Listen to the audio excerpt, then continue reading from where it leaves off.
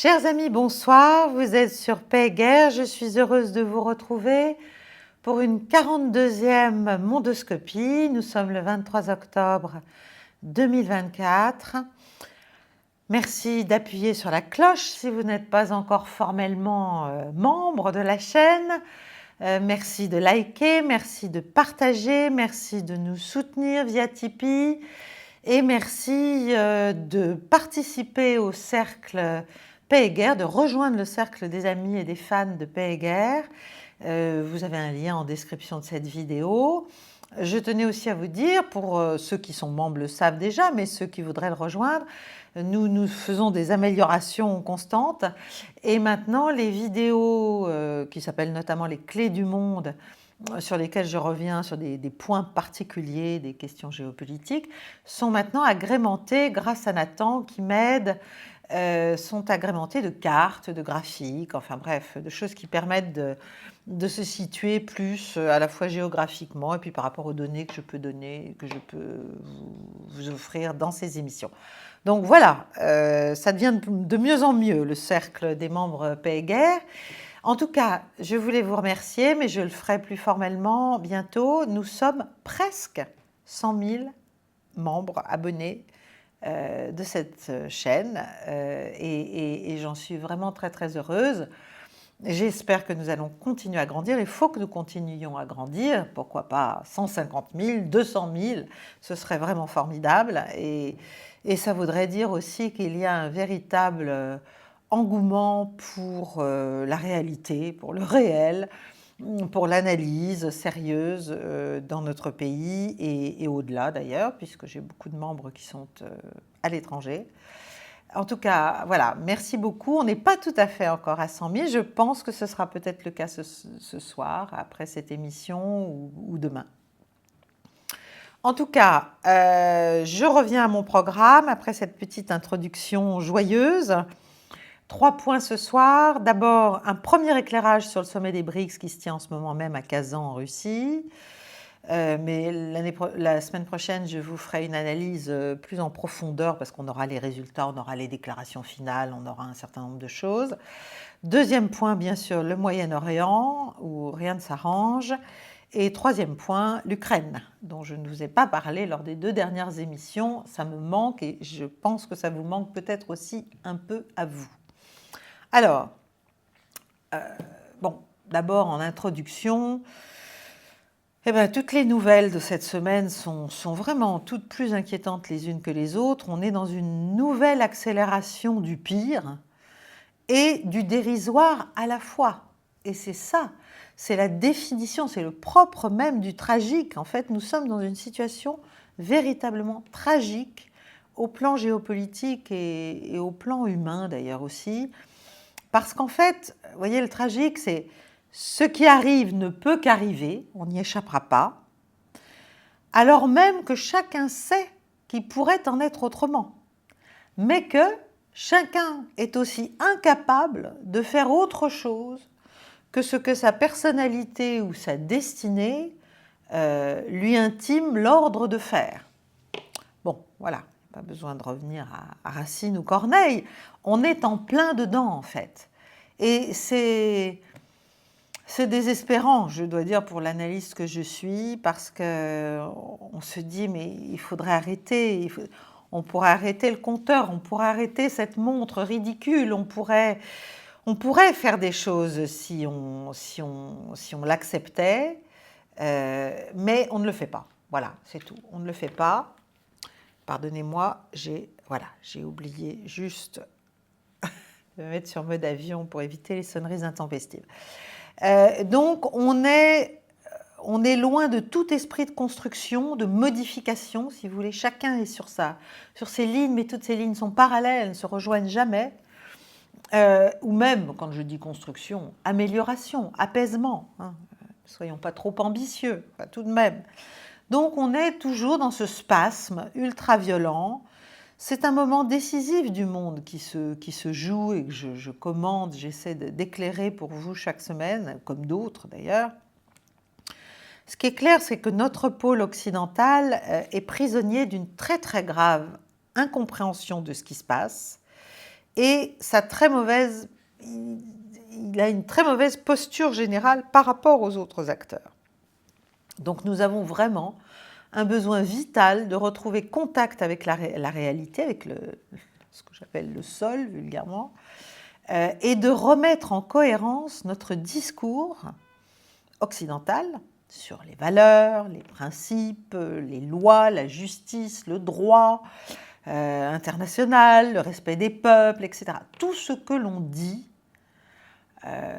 croire, ou vouloir, ou espérer, ou promouvoir pour le reste de la planète, eh bien, il faut le mettre en œuvre véritablement parce que pour l'instant, tout cela paraît totalement faux, totalement hypocrite, totalement cynique.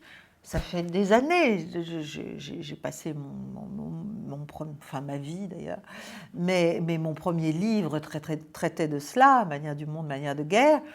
C'est-à-dire, on est dans une hypocrisie, dans un total, finalement, mensonge, que l'on se donne beaucoup de mal à perpétuer, si vous voulez, à prolonger.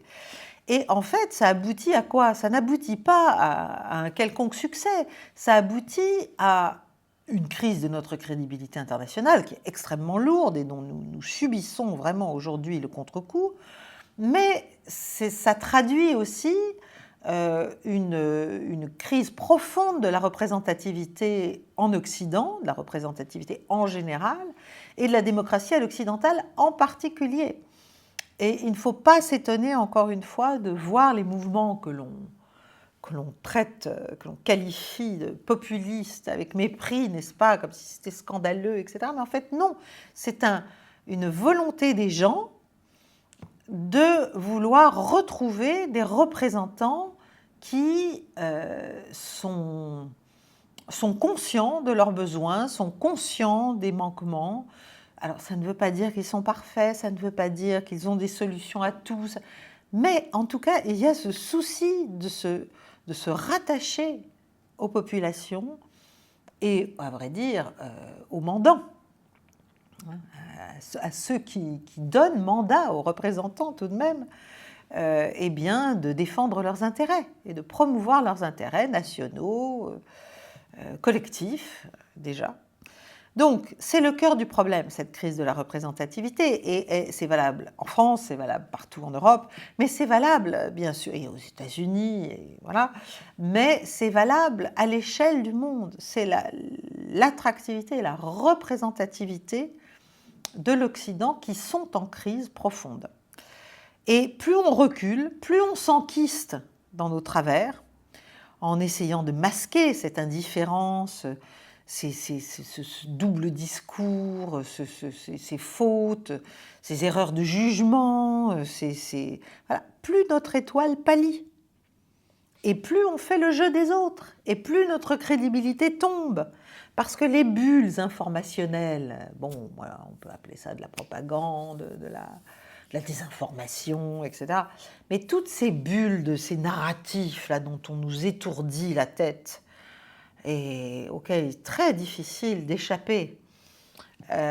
Toutes ces bulles informationnelles que nous construisons, enfin que nos dirigeants, quand je dis nous, je parle évidemment toujours chez nous, en fait, des mécanismes occidentaux. Je ne parle pas de vous, je ne parle pas de moi, naturellement.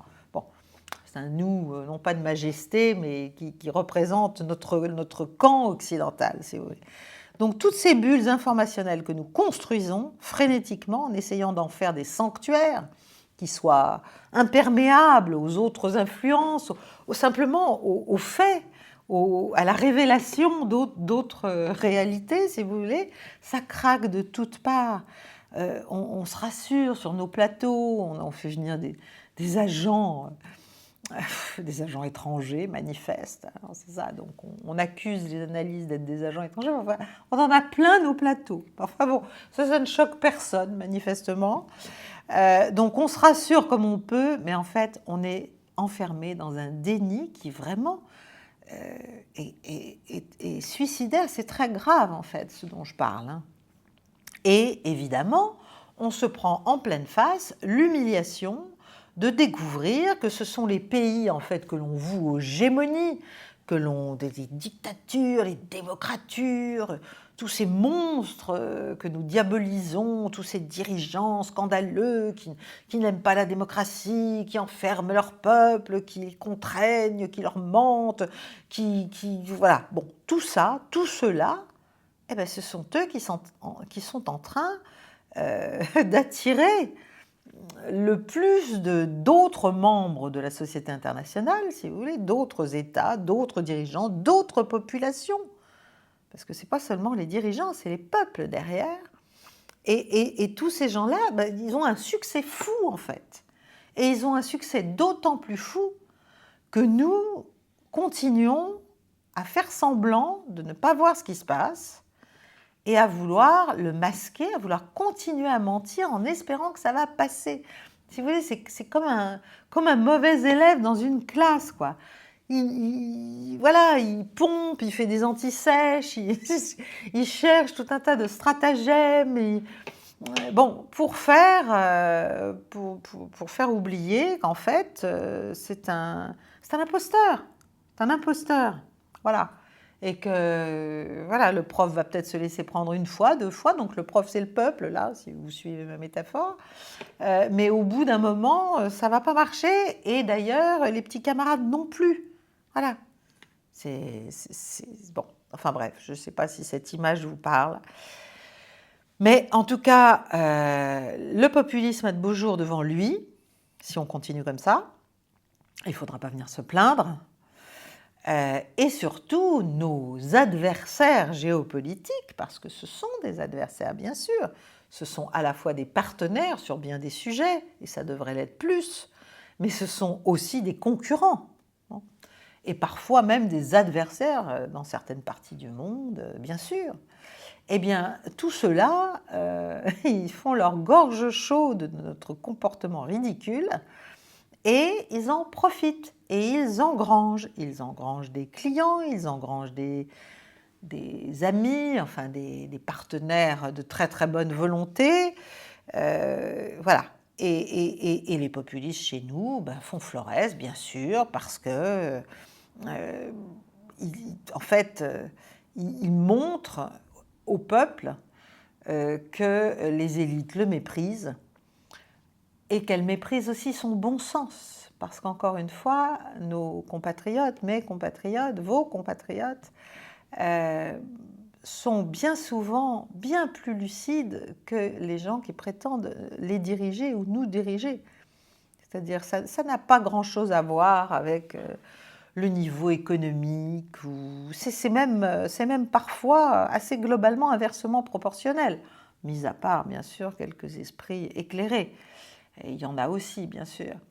Mais c'est souvent, et je suis sûre qu'il y a parmi nos 100 000 membres, beaucoup de gens qui ne sont pas férus de géopolitique au départ, n'ont pas fait 20 ans d'études, ne sont pas dirigeants d'entreprise ou de je ne sais quoi, mais qui comprennent très bien ce qui se passe, parce qu'ils le ressentent aussi. Voilà, c'est une introduction un peu longue, mais c'est quand même important, parce qu'il faut arrêter de prendre les gens pour des naïfs. Il faut arrêter de croire qu'ils ne comprennent pas qu'on cherche à contrôler non seulement leur portefeuille, mais leurs pensées, leur jugement, leur esprit critique, qu'on cherche à les abrutir complètement jusqu'au moment où, comme un seul homme, ils feront n'importe quoi, puisqu'au sommet, il y a des gens qui réfléchissent n'importe comment. Voilà. Je ne parle pas de l'Élysée quand je dis au sommet, je parle de la couche supérieure, de la couche voilà, qui a les manettes. Bon. Donc, la liberté, l'égalité, l'équité sont passées du côté du Sud, sont en train de passer durablement du côté du Sud collectif. Et c'est ça le scandale, c'est ça qui devrait nous donner à réfléchir. Mais on ne pourra rien faire contre ce processus, qui est de plus en plus massif, et on le voit avec le sommet des BRICS dont je vais vous parler, tant que nous n'accepterons pas de modifier nos perceptions, de renoncer au fantasme de l'hégémonie morale et politique occidentale, tant que nous ne considérerons pas les autres acteurs du système international comme des partenaires avant tout, tant que nous nous mêlerons de leur faire la leçon, tant que nous imaginerons que nous pouvons les écraser, les piller, les dominer, les contrôler, tout ça, c'est fini. Voilà. Bon, alors, je passe enfin à mon premier point, mais bon, mon introduction, en tout cas, j'ai jugé utile de la faire. C'est bien sûr le sommet des BRICS, en ce moment, à Kazan. Alors d'abord, bon, ça démontre une chose, je sais bien que ça énerve, ça énerve tout le monde, mais c'est un fait. Il faut se rendre à l'évidence, la Russie, qu'on l'aime, qu'on ne l'aime pas, qu'on la déteste, qu'on l'admire, qu'on la vénère, qu'on la révère, qu'elle nous dégoûte, qu'on soit scandalisé par ce qu'elle fait en Ukraine, ou pas, hein, tout est son contraire, quelle que soit votre posture, il y a une chose qui est claire, c'est qu'elle n'est pas du tout isolée sur la scène internationale. Ça aussi, c'est de l'ordre du pur mensonge, à moins que ce ne soit juste le reflet d'un aveuglement très grave, pathologique. Donc la Russie, c'est le pays qui dirige les BRICS cette année, c'est donc le pays qui a organisé ce sommet parmi d'autres, et c'est le pays qui a réuni plus de 40 États, parce que bien sûr il y a les 10 BRICS, les 5 origines, je vous les ai déjà cités plein de fois, les 5 originels plus les 5 qui sont arrivés l'année dernière. Mais il y a aussi tous ceux qui ont bien envie de s'agréger, en fait, à ce processus, parce que ça n'est pas l'OTAN, les BRICS. Ça n'est pas l'OTAN du Sud collectif, ça n'est pas contraignant, ça n'est pas le petit doigt sur la couture du pantalon, il y a un coup de sifflet, tout le monde obéit et tout le monde répète la même chose. Ça ne marche pas du tout comme ça, c'est précisément parce que ça ne marche pas comme ça que ça a beaucoup de succès. Donc ça aussi, on devrait s'y intéresser quand même, au mécanisme de l'attractivité. Bon. Donc, c'est un grand mensonge mis à bas, la Russie n'est pas isolée, tout le monde est là, et on voit bien qu'il y a une centralité de ce groupe maintenant dans la mutation globale du système des relations internationales. Bon, on peut plus faire ça, on ne peut plus juste dire oui, oh, ils se réunissent, ça ne sert à rien. Bon. La grande affaire des BRICS, celle qui inquiète beaucoup les Américains notamment, mais peut-être aussi quelques Européens un peu éclairés, un peu vifs, c'est le système de paiement alternatif auquel les États fondateurs, mais aussi les autres désormais, les 5 autres, réfléchissent et ce qu'ils sont en train de mettre en place. Alors, je ne suis pas capable de vous dire que ça existe, ça n'existe pas encore. Ils en sont, parce que le gros enjeu, c'est la coordination. Justement, à partir du moment où c'est pas vous obéissez et vous vous taisez, eh bien, il y a tout un tas, c'est un long processus, mais ça va se faire. Ça va se faire. Et donc, il y a déjà plusieurs structures qui sont envisagées. Une qui s'appelle le BRICS Bridge, donc le pont des BRICS, qui est inspiré d'autre chose qui s'appelle le M-Bridge, qui est un système en cours et qui réunit déjà la Russie, Hong Kong, la Thaïlande, l'Arabie Saoudite, la Chine bien sûr, les Émirats Arabes Unis. Vous voyez, pas n'importe qui. Et ça, c'est un système de paiement qui permet en fait d'échapper à la volatilité des monnaies. Voilà. C'est l'objectif ultime à la fin. Bon. Et ils veulent développer ce système de M-BRICS via le BRICS Bridge à tous les BRICS candidates, à tous les candidats à l'entrée dans cet ensemble, si vous voulez. Donc tout ça, c'est en cours. Ensuite, il va y avoir un système qui s'appellera BRICS Pay, comme il y a eu Alipay. Alors vous me direz, ça n'a pas porté chance à son fondateur, Jack Ma, puisque quand il a commencé à vouloir créer une banque interne et qu'elle s'est mise à avoir trop de succès, on lui a, comment dirais-je, brisé les chevilles et on l'a mis au pas.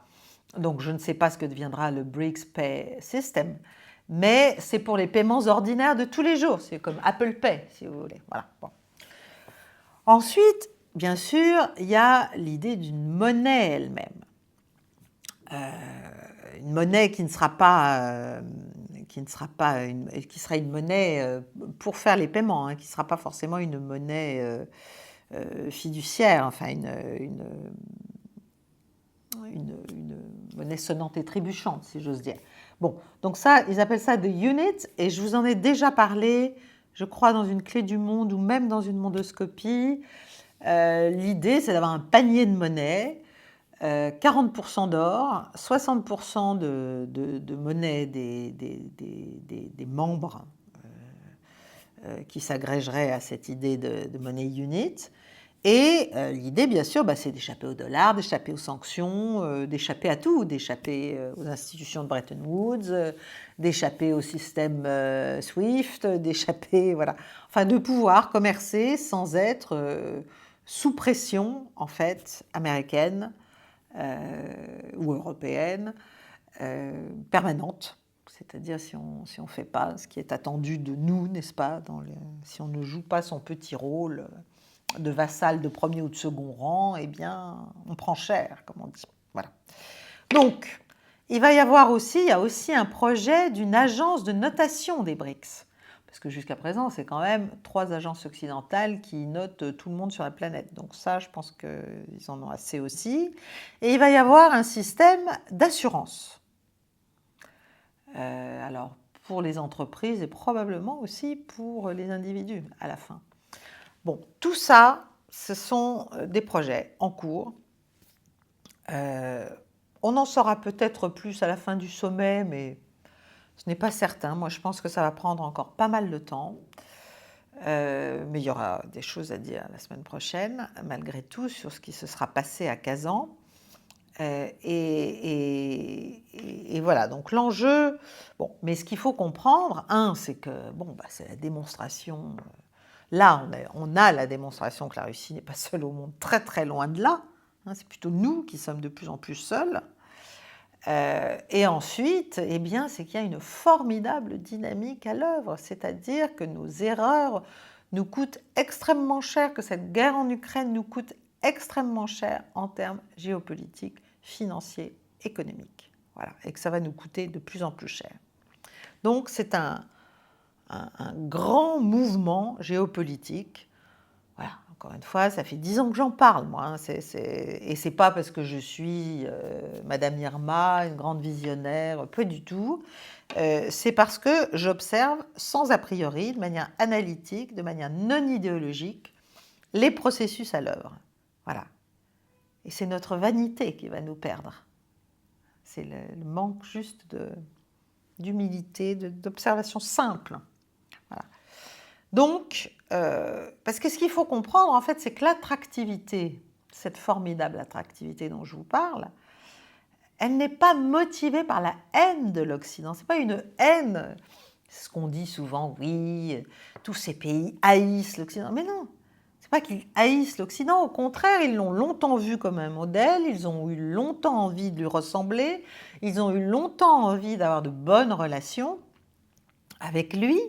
Simplement, il y a une sorte, effectivement, de ras-le-bol du pillage, de la pression, de l'intimidation, du chantage, de tout.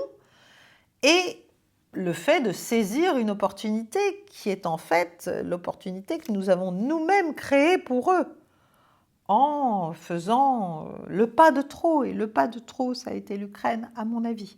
Voilà. Et alors là, au Moyen-Orient, on en remet une couche d'hégémonisme quasi messianique, enfin dans le cas israélien, messianique, mais dans le cas occidental aussi, il y a cette pointe de messianisme, une espèce de mission, qui doit s'incarner dans notre politique. Mais notre politique, elle produit quoi exactement? Elle produit des déçus, elle produit une richesse de moins en moins évidente, elle produit des guerres, beaucoup de morts.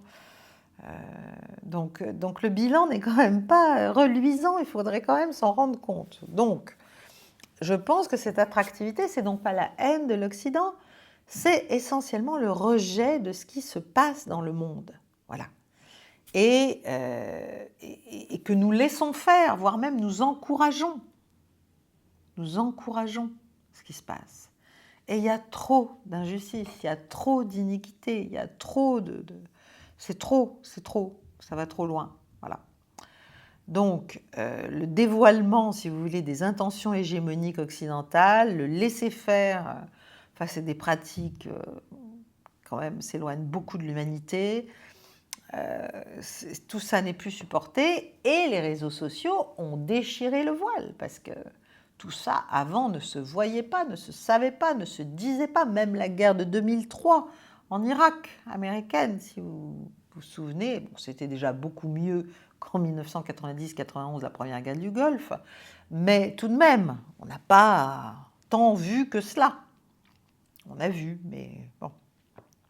Donc les populations ne sont plus captives, c'est ça que je veux dire. Elles peuvent s'informer ailleurs, elles peuvent réfléchir, elles ont refusé de mettre, par certains bien sûr, qui trouvent que c'est plus confortable et qui aiment bien l'idée d'être du bon côté une fois qu'on leur a dit où c'était, hein, parce que si on leur dit que c'est ailleurs, ils iront ailleurs. Là, c'est l'invertébration morale et humaine, mais enfin c'est comme ça. Donc les gens, en fait, voilà, ils ont compris, le voile est déchiré, donc les populations sont de moins en moins réceptives aux mensonges, parce que c'est trop gros, c'est trop évident, et il y a trop de, comment dirais-je, d'informations qui très vite viennent contredire ce qui a été affirmé avec tellement d'assurance. Alors, dans ce contexte, évidemment, l'impact des élections américaines va être considérable. L'écart se creuse entre Donald Trump et Kamala Harris, à l'avantage de Trump. Est-ce que ça va suffire à le faire élire ? Est-ce qu'il va être en vie jusque-là ? Et ensuite, est-ce qu'il va être vraiment en poste ? Parce que c'est le 5 novembre pour le scrutin, mais après, il n'est jamais que president-elect et sa prise de fonction, c'est fin février, c'est le 21 février. Donc c'est une période rouge, c'est une période de tous les dangers, en fait, jusqu'à fin février, et de toutes les folies de ceux qui ne se résolvent pas à perdre ou à devoir reculer sur leurs ambitions, que ce soit en Ukraine ou que ce soit au Moyen-Orient. Donc ce sera vraiment l'heure de vérité pour l'Occident. Moi, je pense qu'un nouveau président, surtout si c'est Donald Trump, va pouvoir peut-être rattraper le désastre en cours et apaiser la fureur, la rage, tout. Je pense que voilà, il faut un être clairvoyant qui recentre les ambitions américaines, qui recentre aussi les actions des proxys américains, des proxys otaniens, des pointes avancées de la démocratie occidentale au Moyen-Orient. Voilà, il me semble que le pragmatisme d'un Trump serait très très bienvenu et très attendu à mon avis, y compris par beaucoup de pays dans la région du Moyen-Orient, ne serait-ce que dans cette région-là, et aussi en Europe, puisqu'il y a quand même certains États qui osent dire qu'ils ne sont pas d'accord avec la politique européenne et la politique otanienne vis-à-vis de la Russie et de l'Ukraine. Bon. Parce que, bon, à part eux, sinon, nous, on est en roue libre. Et en fait, on est déjà en décalage par rapport à des États-Unis qui sont en train quand même d'opérer discrètement, mais sûrement, une reprise en main, une reprise des rênes, si vous voulez. Alors, vis-à-vis d'Israël, ça ne se voit pas encore. Vis-à-vis des Ukrainiens, ça commence à se voir beaucoup plus. Bon, j'en parlerai après le Moyen-Orient, donc je vous dirai ce que j'en pense. Mais enfin, je crois qu'aux États-Unis, il y a quand même un virage pragmatique qui va s'opérer, et peut-être même avec une Kamala Harris, si finalement c'est elle. Voilà. Parce qu'il y a déjà quand même des contacts qui sont pris, alors je ne sais pas, je ne pense pas du côté russe, mais peut-être par les services, ça a déjà été le cas, mais en tout cas du côté iranien, c'est le cas. Voilà, il y a quand même des gens qui sont un peu cortiqués là aux États-Unis et qui se rendent compte des dangers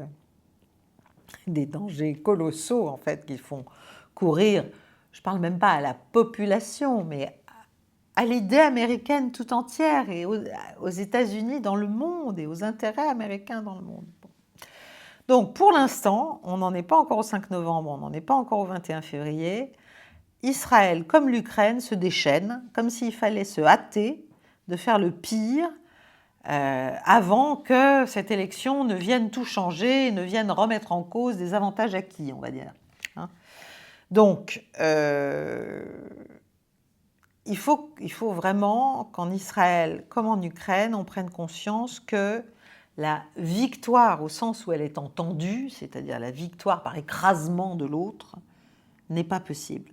Elle n'est pas possible en Ukraine contre la Russie, et elle n'est pas possible contre tout le Moyen-Orient, et même simplement contre le Hamas et le Hezbollah pour Israël.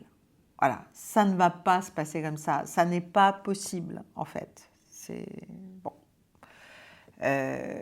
Alors, il y a eu plein d'événements, il y a eu la mort de Yahya Sinwar, donc qui était le nouveau leader, enfin celui qui avait été intronisé officiellement leader du Hamas après la mort de Ismaël Haniyeh, qui était celui qui voulait négocier avec Israël. Donc on a pris le plus intransigeant, et puis on l'a tué quand même. Voilà, alors les Israéliens l'ont tué manifestement par hasard, personne ne savait où il était juste avec, je crois, 2-3 gardes du corps. Il était armé, enfin il est mort les armes à la main, hein. Il est mort les armes à la main sous les gravats, sous les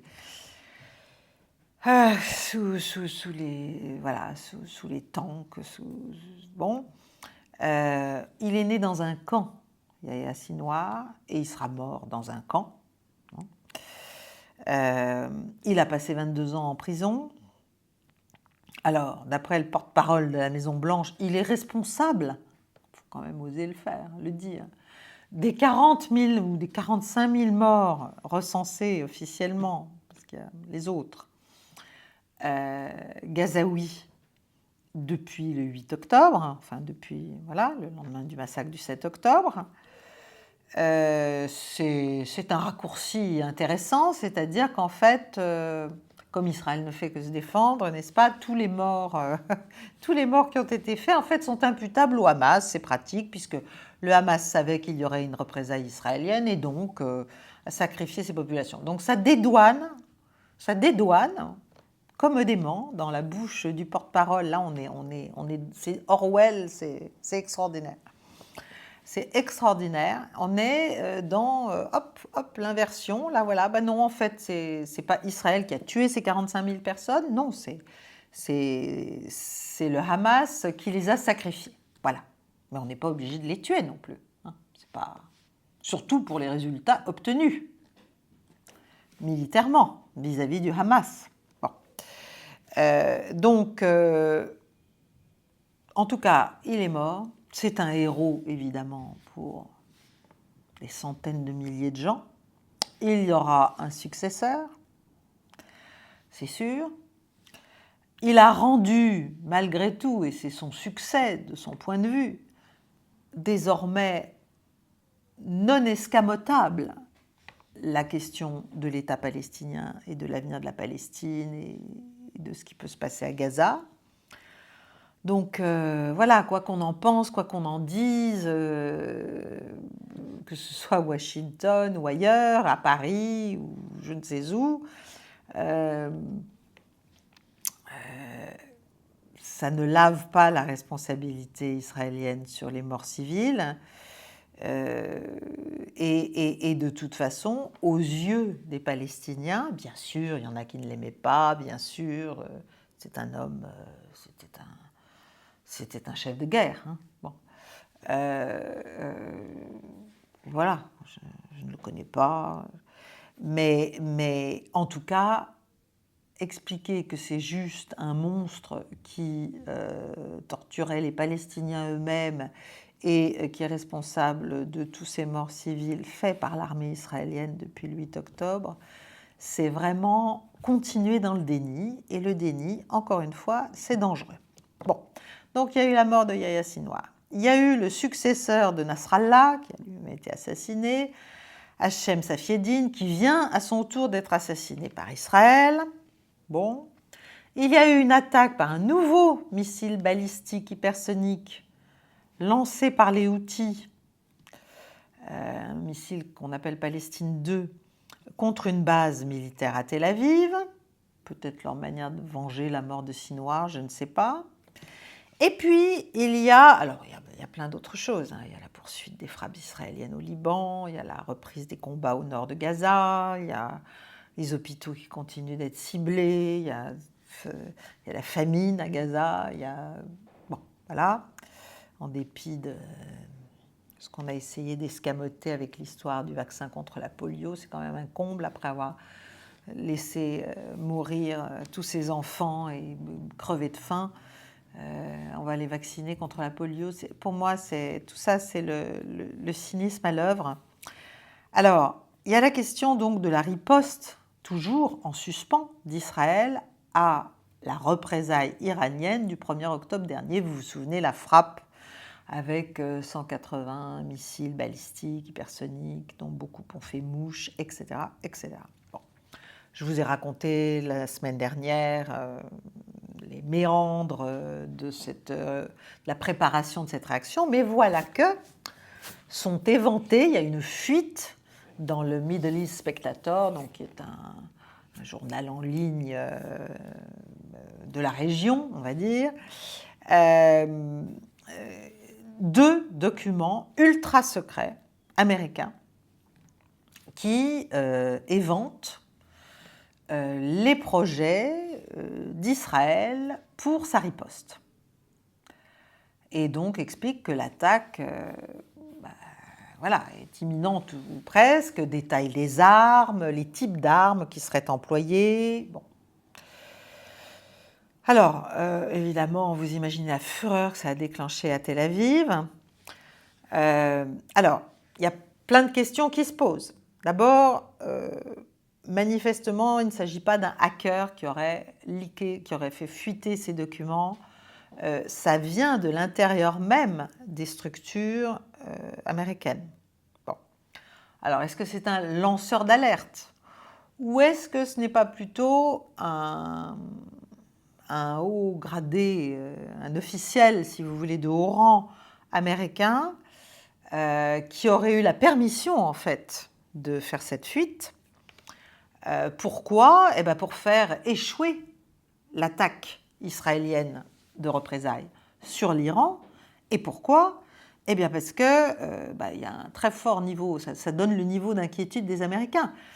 Parce qu'une attaque israélienne contre l'Iran serait dévastatrice, non seulement pour la politique américaine dans la région et d'une manière générale, mais pour les bases américaines, mais pour les intérêts pétroliers américains, mais pour l'économie mondiale. Ça déclencherait un embrasement que personne n'est capable d'arrêter. Donc,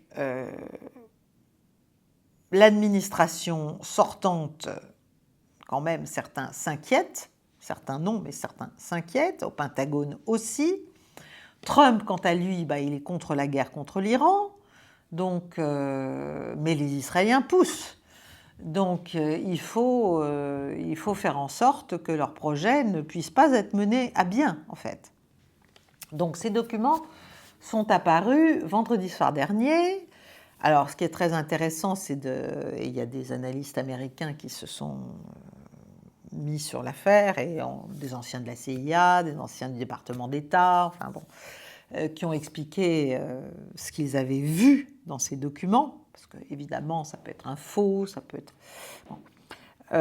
Donc, c'était top secret pour l'un des documents, l'autre est simplement secret. Mais celui qui est le plus important, il y a top secret, il y a 5 paragraphes.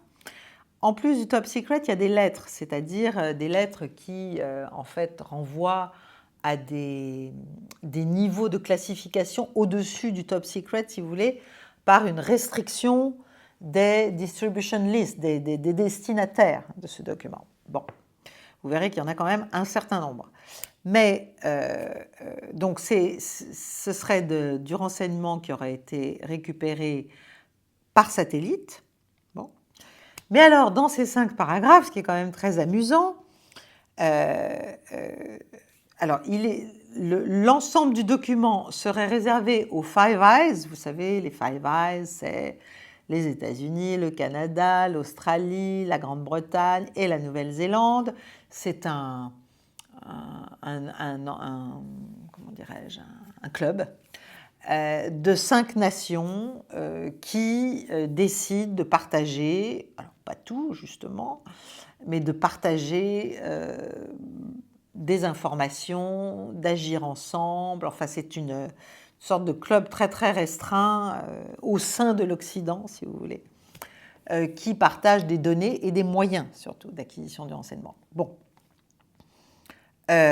Alors, ce qui est drôle, c'est que dans le même document, donc il y a 5 paragraphes, hein, le premier, le troisième et le cinquième, ils peuvent être partagés avec les 4 autres pays.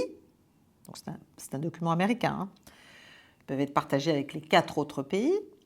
Le paragraphe 2, c'est juste pour les Américains, no foreign, comme ils disent. Ça veut dire, c'est généralement le cas quand il y a des sources d'intelligence étrangères et qu'on ne veut pas les mettre en danger, etc. Donc c'est juste américain comme destination.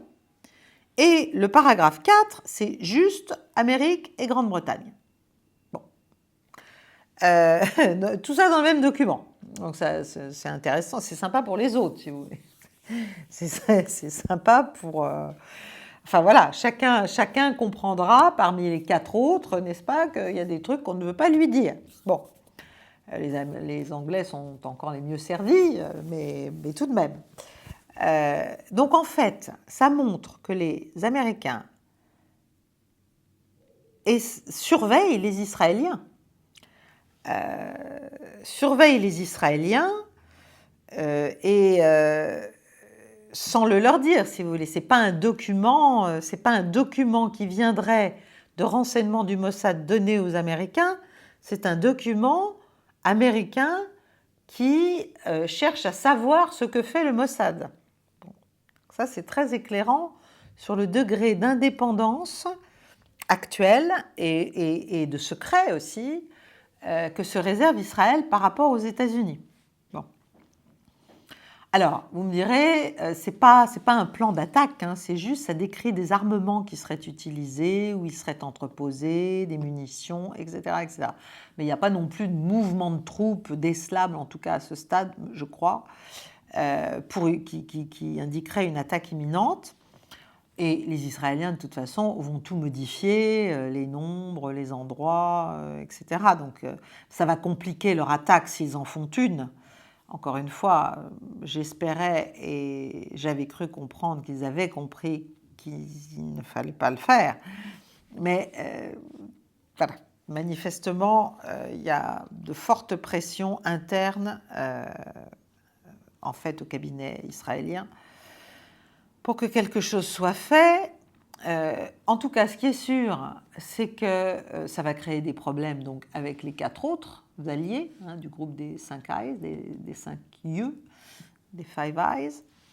Ça va permettre aux Iraniens, c'est du pain béni pour les Iraniens, hein, parce qu'ils apprennent quand même un certain nombre de choses sur ce qui était prévu contre eux. Ça va permettre aux Chinois et aux Russes, et peut-être même aux Indiens, de comparer ce renseignement satellitaire américain avec le renseignement satellitaire dont ils disposent eux, parce qu'on oublie toujours, il n'y a pas que les États-Unis qui ont des satellites, hein, là. Donc ils vont quand même apprendre plein de trucs. Ça va compliquer la relation entre les services américains et bien sûr le Mossad, que ce soit la DIA ou que ce soit la CIA avec le Mossad, les liaisons vont être compliquées. Alors, qui ? Je ne sais pas. Ça peut aller jusqu'à Blinken ou Sullivan, qui se rendent compte qu'ils n'arrivent à rien. Mais enfin, ça me paraît étonnant. Ce qu'on dit, c'est que, enfin, ce que disent les analystes, les anciens analystes de la CIA qui ont fait ces analyses-là, cette analyse du document, Ils disent, d'après les codes, là, ça concerne au minimum 300 personnes. C'est-à-dire, celui qui a fait la fuite, voilà, on va le chercher sur 300 ou peut-être un peu plus de personnes. Ce qui n'est pas beaucoup, considérant la multitude d'employés et d'agents de tous les systèmes de renseignement américains. Mais tout de même, il va y avoir forcément une enquête, on va trouver un coupable ou on va en désigner un s'il le faut. Après, peut-être que c'est Sullivan ou Blinken qui ont autorisé ça, et puis après on trouve un lampiste auquel on dit tu prends le coup et puis on te sortira de prison rapidement. Voilà. Donc, après, il y a d'autres hypothèses. Est-ce que c'était une fuite qui est une façon de tromper l'Iran? Bon, je ne pense pas que les Américains auraient pris le risque de mécontenter trois des 5 eyes, enfin 3 des 4 autres en tout cas. C'est quand même un peu lourd comme conséquence. Ça pourrait être aussi une tromperie. Alors là, ce serait très compliqué, c'est-à-dire un plan de déception, comme on dit, de diversion, si vous voulez, comme le faux débarquement en Italie, c'est-à-dire où on met en place tout un plan pour qu'il soit observé par l'allié américain et que l'allié américain s'imagine que c'est ça qui risque de se passer, alors qu'en fait, on prépare tout à fait autre chose. Et on essaie de voir si les Américains feraient fuiter l'info, comme ça permet d'évaluer leur degré de fiabilité. Bon, je ne sais pas. Les jeux d'espions sont infinis, sont passionnants. Voilà, il faut attendre, mais l'enquête ne révélera probablement rien. Bon, ce qui est sûr, c'est que toute fuite a quand même des conséquences sur la collaboration entre les services. Bon, après, l'autre question, c'est si Israël attaque, est-ce que les Américains vont être obligés, vraiment, de venir au secours de Netanyahou si ça se passe mal, ce qui est probable. Alors là, les avis des analystes américains que j'écoute, dans l'avis desquels j'ai une relative confiance, c'est que c'est pas du tout évident. C'est pas du tout évident, et c'est peut-être pour ça qu'il y a eu cette fuite d'ailleurs, c'est pas du tout évident que les États-Unis se laissent entraîner malgré tout. Voilà, ils pourraient laisser Israël s'enliser un petit moment parce que c'est trop dangereux en fait pour eux. Ça va mettre la vie de milliers d'Américains en danger sur les bases américaines, ça va être dramatique économiquement, ça va être dramatique politiquement. Bon, mais le problème, c'est pas ça, c'est que c'est Netanyahou qui va finir par décider. Et Netanyahou, lui, il se croit manifestement, il est en pleine euphorie toujours. Blinken lui fait savoir qu'il serait intéressant de se servir, enfin de prendre comme prétexte la mort de Sinwar, qui était le leader du Hamas, qui avait dit qu'il n'y aurait jamais de fin à la lutte, etc. Prendre sa mort comme prétexte pour déclarer une forme de victoire et pour chercher une sortie du conflit. Bon, tout ça, il n'en a cure, Benjamin Netanyahou, en tout cas pour l'instant. Et il croit qu'il a le Congrès dans sa poche. Il croit que les Américains le suivront, de gré ou de force. Et il veut surtout échapper à ce qu'il attend, c'est-à-dire quand même la prison. Je ne parle même pas des poursuites internationales, mais la prison en Israël. Donc il surfe pour l'instant.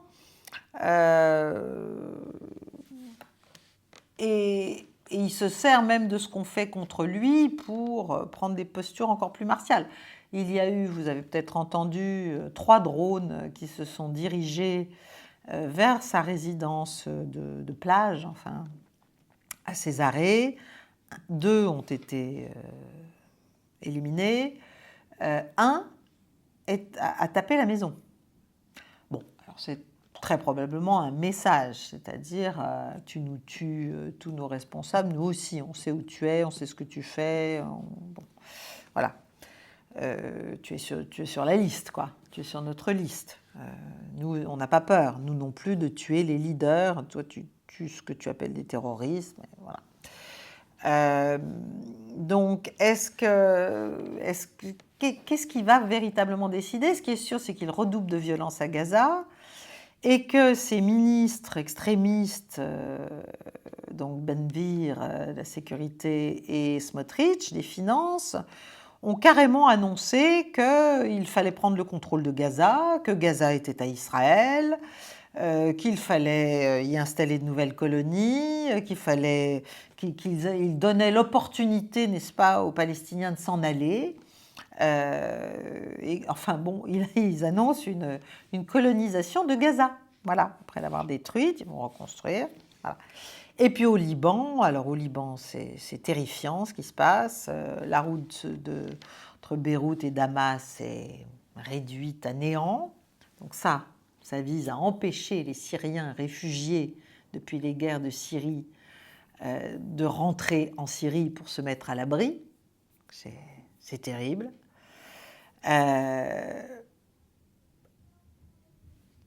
Benjamin Netanyahou demande le retrait de la finule, l'évacuation des Palestiniens du sud Liban pour pouvoir l'envahir complètement, le contrôle du ciel, voyons, libanais. Enfin, on nage en plein délire.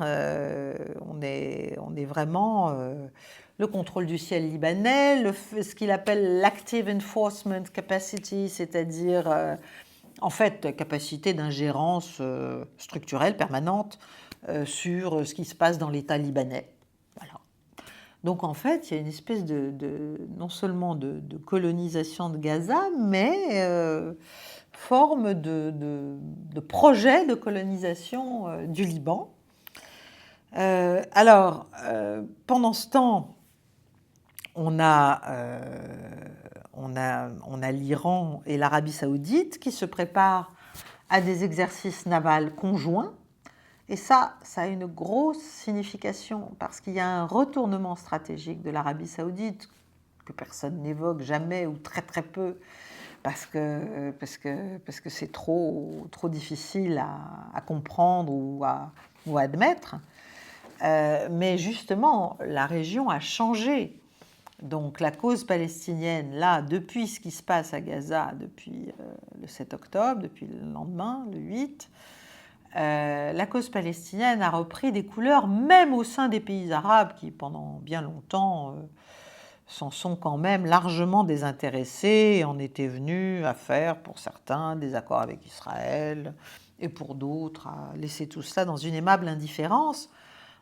Donc, je ne sais pas si Benjamin Netanyahou estime bien l'état de mutation de sa région, qui est lui-même un écho de l'état de mutation géopolitique globale. Voilà, au profit de nouvelles grandes puissances. Alors, est-ce que derrière tout ce que fait Israël, est-ce que derrière tout ce soutien américain malgré tout, est-ce que derrière la guerre aussi de l'OTAN contre la Russie, il n'y aurait pas simplement un projet occidental qui serait de mettre un terme, d'une façon ou d'une autre, ou en tout cas d'empêcher, de retarder, de casser, d'abîmer le projet chinois des routes de la soie qui a pris aujourd'hui des proportions gigantesques, qui va très très au-delà, comme je vous l'ai dit, des tracés initiaux. Et là, voilà, donc si vous voulez, il y a vraiment un système, si j'ose dire, de poupée russe, c'est-à-dire que dès que vous prenez un conflit, si vous regardez les liens qu'il a avec certains acteurs, ça vous ramène à un autre conflit, à d'autres problématiques. Et c'est comme ça qu'il faut essayer d'analyser les choses pour bien comprendre toutes les implications des événements eux-mêmes dans une zone donnée du monde. Donc voilà, si vous voyez que la Corée du Nord a coupé les routes avec la Corée du Sud, qu'elle est en train d'aider la Russie non seulement en armement, mais peut-être même en hommes, dans la région de Koursk. Si vous voyez que la Chine annonce un encerclement de Taïwan, mais c'est une manœuvre, mais enfin elle se fait quand même à tir réel, dans le détroit de Taïwan, bon, on a quand même l'impression que du côté du Sud collectif, on a un peu fini de rigoler en fait, ou de prendre à la légère le harcèlement occidental. Et voilà, il y a même Xi Jinping qui a dit que l'armée chinoise devait se préparer à la guerre, enfin devait se mettre en posture guerrière. Donc voilà, à force de construire l'ennemi, mais il se construit, hein, il finit par être là. Alors, je reviens un peu au Liban. Bon, les États-Unis ont déployé un deuxième système THAAD, un système THAAD anti-aérien en fait, pour protéger Israël. Mais le problème, c'est qu'Israël n'en profite pas pour apaiser les choses. Il en profite pour remettre la dose et essayer de poursuivre une politique qui est une politique en fait de terreur. Voilà, vis-à-vis des Libanais pour qu'ils lâchent le Hezbollah, vis-à-vis des Gazaouis pour qu'ils lâchent le Hamas. Bon, donc à Beyrouth, il y a des frappes, pas seulement au sud, hein, mais dans les banlieues sud, évidemment, avec des dizaines et des dizaines de morts. Il y a même une institution, soi-disant le centre financier du Hezbollah, enfin, qui était surtout une ONG qui faisait du microfunding pour les Libanais, qui a été effondrée. En fait, on a vraiment l'impression qu'Israël veut contrôler le Liban, pas juste le sud, et veut transformer en fait ce pays en une sorte de nouvelle Cisjordanie, si on pousse un peu, hein. Donc voilà, est-ce que c'est la théorie du chaos constructif qui est de nouveau à l'œuvre? Est-ce que c'est, enfin pour moi c'est voué à l'échec, parce que quel contrôle à la fin de tout ce démembrement perpétuel, de toute cette terreur? Ça n'est plus comme avant quand le Moyen-Orient était aux ordres de Washington et aux ordres du dollar parce qu'il n'avait pas d'alternative.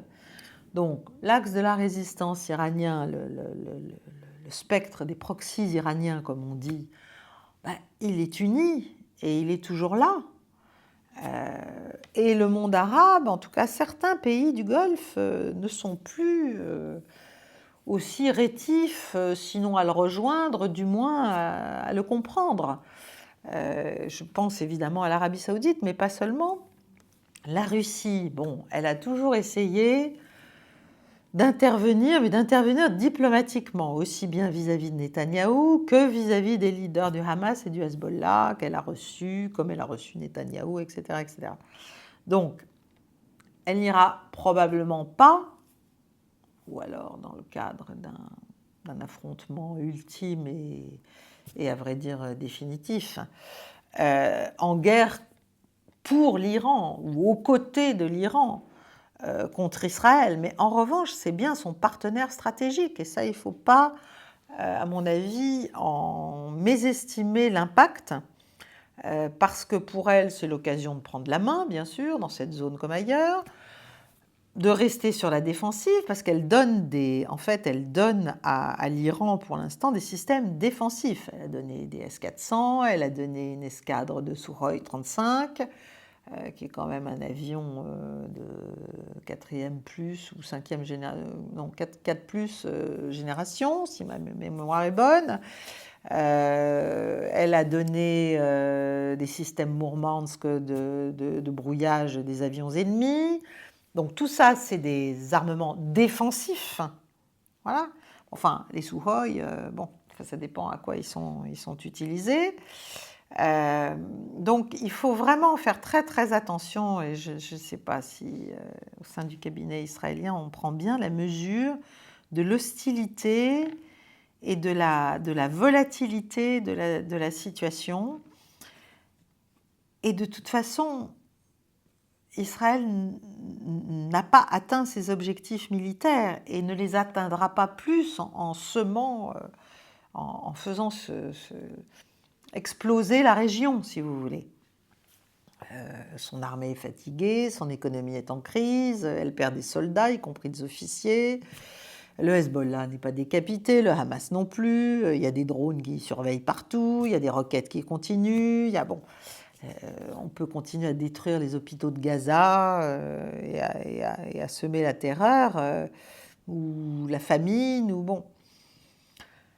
Il n'y a pas vraiment d'autre issue que, à mon avis, de saisir les occasions, y compris les plus terrifiantes, comme la mort de Sinwar, par exemple, pour dire, ben voilà, c'est une victoire, il est mort, donc maintenant, on se met à la table de négociation. Mais évidemment, si on veut faire de Gaza une nouvelle colonie, si on veut virer les 2 millions de personnes qui y vivent, là, ça devient beaucoup trop compliqué. Donc, et face à ça, évidemment, on a une diplomatie américaine qui est une farce, hein, parce qu'on en est quand même au 11e voyage d'Anthony Blinken au Moyen-Orient. Ça ne sert strictement à rien. C'est de l'agitation. Voilà, c'est de l'agitation. C'est un échec très grave, flagrant. Il bouge tout le temps. Enfin, il n'accomplit rien. Ou alors il fait vraiment semblant, ce qui n'est pas improbable. Enfin bon, les otages sont toujours otages, il n'y a pas de cessez-le-feu, Israël continue à vouloir attaquer l'Iran.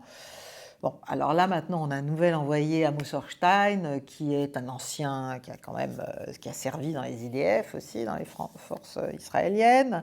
Bon, lui il essaie de trouver des interlocuteurs au Liban, mais enfin au Liban, personne ne gouverne plus le Liban, hein, depuis au moins 2-3 ans déjà.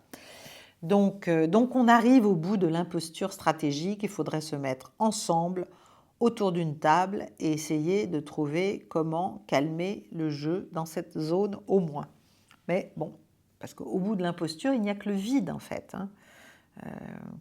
Voilà. Je termine ce point parce que... Troisième point, l'Ukraine. Bon, vous savez que le président Zelensky, qui arrive lui aussi au bout de son imposture, a abandonné son plan de paix dont personne ne veut, et de moins surtout pas ses alliés, en fait, manifestement. Les plans chinois avec appui du Brésil, bon bref, tout ça reprend des couleurs, parce qu'en fait c'est basé sur des principes qui sont des principes qui permettraient un dialogue, alors que le plan de paix ukrainien est un plan de paix irréaliste qui ne peut pas provoquer de dialogue et qui en plus se veut, enfin c'est juste un petit cessez-le-feu, etc. Bon, les Russes ne se laisseront pas prendre au piège une seconde ou une troisième fois d'ailleurs après Minsk. Zelensky n'a pas pu voir Scholz, donc là on voit que l'Allemagne se réveille aussi, commence à comprendre dans quelle situation elle se trouve. Et puis sur le terrain, le désastre se poursuit. Il se dit que 70% des soldats ukrainiens capturés par les forces russes refusent d'être inclus dans les programmes, dans les listes d'échange de prisonniers. Je ne sais pas si vous vous rendez compte. Alors pourquoi ? Pas parce qu'ils sont mieux en Russie, en fait. Et pourquoi sont-ils mieux en Russie ? Parce qu'ils savent très bien que s'ils rentrent, on va leur reprocher de s'être rendus, et ils vont faire face à des poursuites, etc., et éventuellement à de l'emprisonnement. Bon. Les Ukrainiens sur place, il y a une espèce de rage anti-orthodoxe, anti-église orthodoxe ukrainienne, mais en fait russe, initiale, si vous voulez, se poursuit. Il y a des... Enfin, on a vu des images terrifiantes d'espèces de gros bras ukrainiens qui viennent là, évidemment, sur ordre, détruire tout le matériel, molester les gens, les objets liturgiques, enfin tout. Donc la Corée du Nord va aider la Russie dans la zone de Koursk. Et le sommet des BRICS est en train d'élaborer, alors là c'est trop tôt pour que je puisse en faire état, mais des déclarations finales où manifestement sur le sujet de l'Ukraine, tout le monde est d'accord. Donc tout le monde est d'accord sur quoi ? Ça va être très intéressant et c'est ce dont nous parlerons sans doute la semaine prochaine. La prétendue victoire ou supériorité ukrainienne en mer Noire a volé en éclats. Maintenant, les Ukrainiens ont reconnu qu'il y avait quand même eu 100 installations portuaires touchées depuis 2022, une vingtaine de navires aussi endommagés. Donc là aussi, on voit bien que la Russie n'a pas voulu jusqu'à présent taper, mais là, elle le fait depuis quelque temps et les résultats sont clairs. Donc l'Ukraine ne domine pas du tout, ne maîtrise pas du tout ce qui se passe en mer Noire, contrairement à ce qu'elle essaie de faire croire à tout le monde. Alors, voilà, là aussi, on est dans la même situation, c'est-à-dire, est-ce que l'OTAN, est-ce que les pays les plus fous, qui sont entraînés par les plus fous au sein de l'OTAN, vont se risquer à faire entrer l'Alliance, d'une manière ou d'une autre, dans un conflit direct contre la Russie? Ce serait la fin des haricots. Ouais, je vous le dis. Voilà. Bon, en tout cas, en Ukraine, tout le front est en panique. Hein. Les Russes avancent partout. Partout. Est-ce que les forces ukrainiennes vont tenir jusqu'à Noël? Je pense. Mais de plus en plus d'officiers de haut rang disent quand même qu'ils sont à l'os et qu'il n'y a plus d'hommes. Il n'y a juste plus d'hommes. Il y a même un député, je crois, ukrainien qui a dit écoutez, on pourrait abaisser l'âge à 14 ans, n'est-ce pas, pour envoyer les adolescents, les adolescents ukrainiens au front.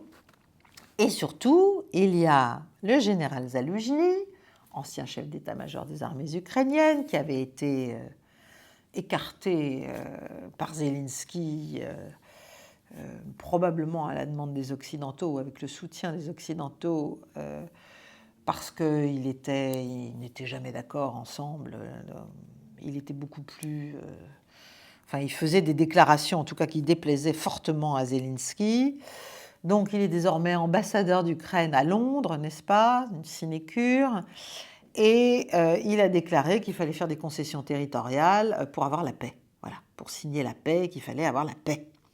Donc, déjà à l'époque où il a été démissionné, j'avais dit qu'il me semblait intéressant de voir qu'il allait en Angleterre et que c'était peut-être pas pour rien et qu'en fait, on était peut-être en train de l'exfiltrer pour le préparer à être un successeur de Zelensky.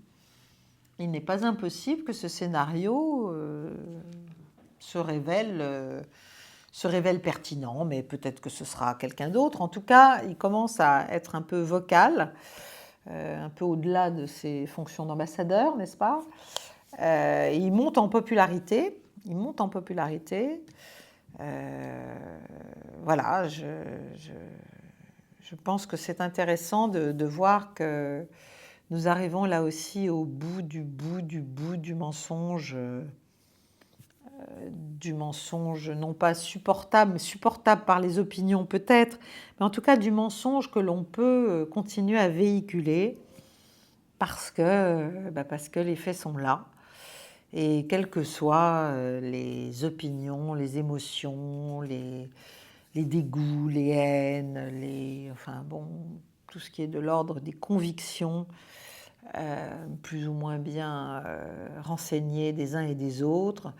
Au-delà de ça, il y a quand même une réalité. La réalité, c'est que cette guerre a assez duré, qu'il faudrait vraiment avoir le courage de la paix désormais, pour la sécurité non seulement de l'Ukraine, mais aussi de l'Europe et d'une manière générale pour l'équilibre du monde, parce que si nous continuons à faire ce harcèlement, et certains y songent bien sûr, et certains même le préparent déjà, et l'OTAN notamment le prépare, si nous continuons à harceler la Russie, elle ne va pas ni déménager ni mourir, ça va continuer. Mais nous affaiblissons dans tous les domaines. Économiquement, énergétiquement, politiquement, géopolitiquement. Enfin, c'est un très très mauvais calcul, à vrai dire. Donc le calcul de l'entêtement, si vous voulez, le ratio entêtement-réalisme, voilà, est quand même à considérer d'une manière intelligente. Bon, je vous remercie de votre attention. Je vous remercie de liker cette émission si vous l'avez aimée, d'appuyer sur la cloche si vous ne l'avez pas encore fait pour être membre, c'est gratuit. de rejoindre le cercle Paix et Guerre, ça ne l'est pas tout à fait, mais ce n'est pas non plus hors de prix, loin de là, pour avoir d'autres contenus exclusifs. De toute façon, il faut que je trouve des moyens de développer la chaîne. De nous soutenir sur Tipeee, comme vous le pouvez, si vous le souhaitez. Et puis, j'ai été très heureuse de vous parler et je vous retrouve la semaine prochaine pour une nouvelle mondoscopie. Voilà. Bonne soirée à tous. Au revoir.